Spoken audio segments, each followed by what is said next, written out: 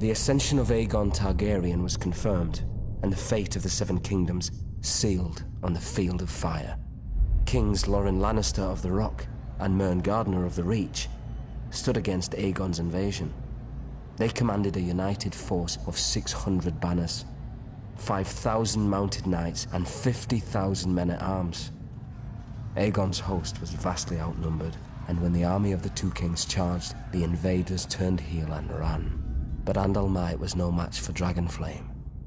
When Aegon unleashed all three of his dragons, 4,000 souls were horrendously burned alive on the battlefield, King Mern among them. Realizing all hope was lost, King Loren surrendered. The Starks of Winterfell had no intention of submitting to Targaryen rule. They had reigned as kings in the north since the days of the First Men and were determined to resist the Targaryen invaders, just as they had resisted the Andals thousands of years before.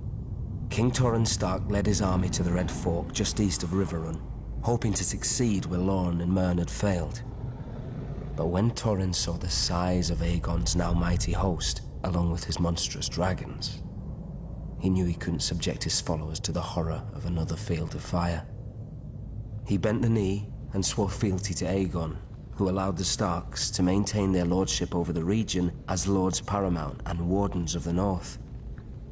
Without question, Torrhen Stark saved thousands of lives that day. He was ever after known as the King who knelt.